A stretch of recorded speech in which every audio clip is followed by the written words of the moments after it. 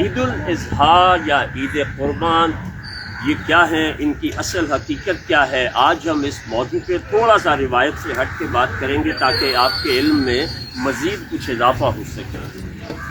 لفظ عید جو ہے یہ بھی عربی کا لفظ ہے، اضحیٰ، قربان اور حقیقت یہ سارے لفظ اردو کے ہیں سوائے کی کے۔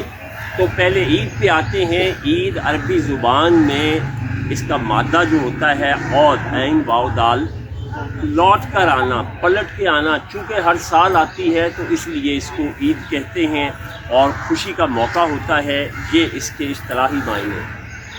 اضحیٰ جو ہے یہ سورج نکلنے کے بعد چاشت کا وقت جو ہوتا ہے اس کو عربی میں اضحیٰ کہتے ہیں، چونکہ قربانی جو ہے وہ بھی سورج نکلنے کے بعد کی جاتی ہے تو اس لیے اس کو۔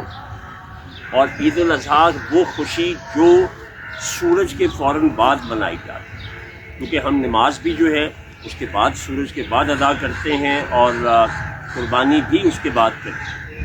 اب یہ لفظ قربانی میں نے کہا کہ یہ عربی کا لفظ ہے، ہم اس کے اتنے یوزٹو ہیں کہ ہم اس کو اپنی اردو، پنجابی، فارسی کی زبان میں اس کے معنی لیں۔ اس کا جو روٹ ورڈ ہے قاف را با، اور یہ قرابت داری، اقربہ پروری، قریب ہونا، وہ اس کے معنی ہیں لفظی معنی، لغوی معنی۔ اصطلاحی معنی یہ ہوتے ہیں کہ اللہ کی راہ میں اپنی پیاری ترین چیز کو قربان، یعنی دے دینے سے ذرہ برابر بھی گریز نہ کرنا، بلکہ اللہ کی راہ میں خوشی سے اپنی پیاری سے پیاری چیز جو ہے وہ دے دینا، اس کو لفظ اس کے لیے جو استعمال ہوتا ہے وہ قربانی ہے۔ دنیا میں آج ہم جو کچھ بھی دیکھتے ہیں اس کی کبھی نہ کبھی ابتدا ہوئی ہوتی ہے، تو اسی طرح سے یہ قربانی کا عمل جو ہے اس کی بھی کبھی ابتدا ہوئی ہوگی۔ تو اگر ہم سب سے پہلے قرآن کو دیکھیں تو سورہ مائدہ میں جو ہمیں ثبوت ملتا ہے کہ وہ کہ دونوں نے قربانی دی، ان میں سے ایک کی قبول ہوئی۔ کس چیز کی قربانی دی تھی، کس کی قربانی دونوں میں سے قبول ہوئی، وہ دونوں کون تھے، اس کی تفصیل جو ہے وہ ہمیں احادیث سے ملتی ہے۔ لیکن ایک بات ضرور سمجھیے جو میں عمر کے اس حصے میں آ کے کچھ سمجھ پایا ہوں کہ ہمیں دین میں جو گمراہی آئی ہے اس کی بہت بڑی وجہ اسرائیلیات ہے۔ پھر جب تھوڑا سا میں نے احادیث کے علم کو سمجھا اور اس کے اوپر جن علماء حدیث نے کام کیا کہ کس طرح سے حتیٰ کہ نام تک اس وقت آپ کے پاس کچھ کتابیں موجود ہیں، ان کا خاندانی حسب نسب تک ہے کہ جنہوں نے دین کے اندر ایسی چیزیں شامل کی جس کو آج ہم عین دین سمجھتے ہیں، اس کے اوپر کام کرنے کی بہت زیادہ ضرورت ہے۔ تو وہ پھر ہمیں احادیث سے پتہ چلتا ہے قرآن میں اس طرح کی کوئی نام نہیں ہے۔ تو وہ حابیل اور قابیل، اس وقت قربانی جو ہے اس کے قبول ہونے کا فوری پتہ اس لیے لگ جاتا تھا کہ جو قربانی قبول ہوتی تھی اسے ایک آسمانی آگ جو ہے وہ جلا کے بھسم کر دیتی۔ تو قابیل جو ہے، اچھا یہاں ایک بڑی ہی اہم اور بنیادی بات سمجھنی ضروری ہے جس سے آپ کو حضرت ابراہیم کا اسماعیل کی قربانی پہ راضی ہونا اور اس کی بنیادیں کہاں جا کے ملتی ہیں جو دنیا میں سب سے پہلی ہوئی تھی۔ حابیل جو ہے وہ پروفیشن کے اعتبار سے ان کا جو روزگار تھا وہ چرواہا، اس کے پاس بکریوں کا ریوڑ تھا اور وہ بکریاں چراتا۔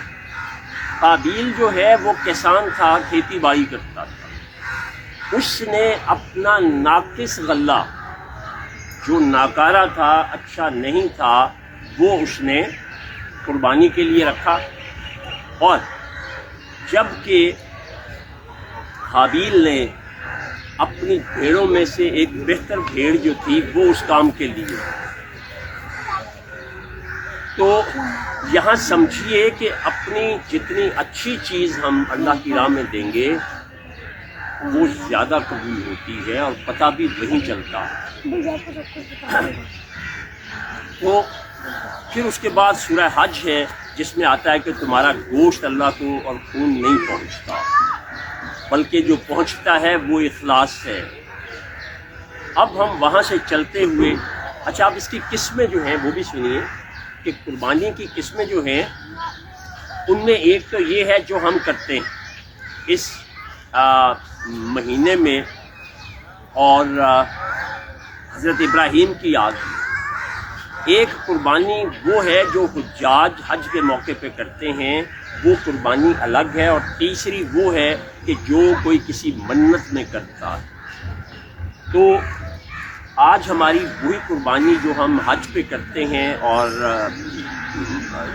ہم عام لوگ کرتے ہیں اور حجاج کرتے ہیں، وہ ہم اس کو بنیاد بنائیں گے۔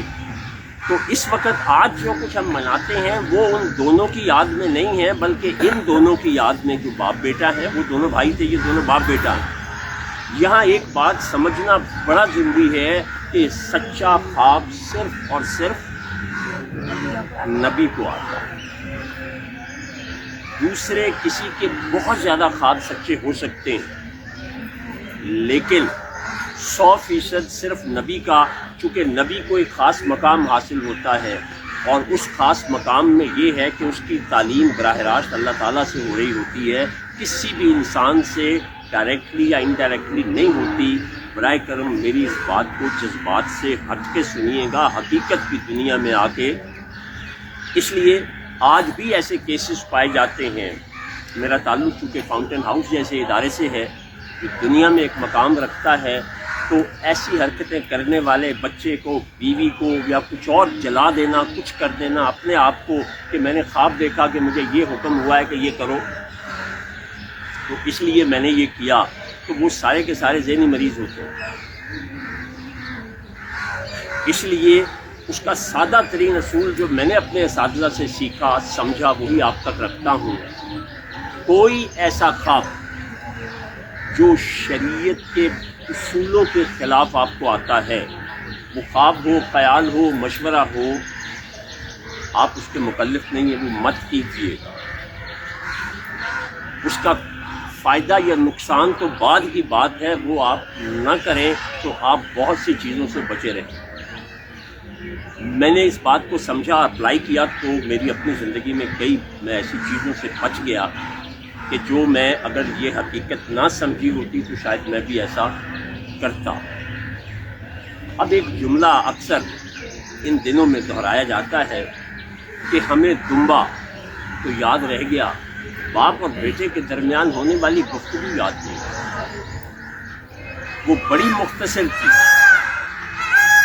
اس میں اولاد کے لیے اتنا بڑا سبق ہے، اتنا بڑا سبق ہے کہ شاید اس سے بڑا سبق ہو نہیں سکتا۔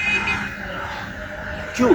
اس میں دونوں چیزیں، اللہ کی فرما برداری اور ماں باپ کی فرما۔ مجھے میری کمپنی میں آنے والے ایک